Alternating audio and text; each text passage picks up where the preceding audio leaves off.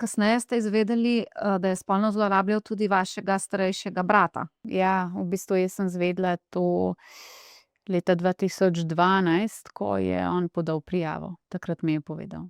Pri 15 letih pa ste z Lamo zanosili, je prišlo do, zunajmaternične nosečnosti in zato ste potem tudi splavili posledično.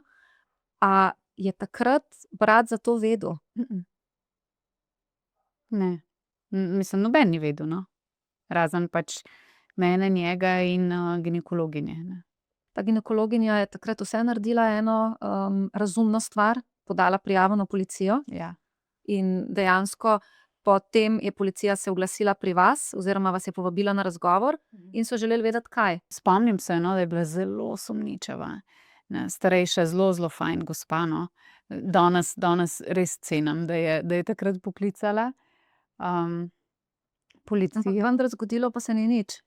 Ne, ne, in se tudi ne bi moglo zgoditi. Ko si ti, bom rekla, v krempljih takih ljudi, to so dobesedno, to niso samo pedofili, to so psihopati, to so sociopati, mislim, to je res ena taka mešanca. In ko si dejansko, v mreži takih ljudi, ni šans. To ne vidiš niti levo niti desno.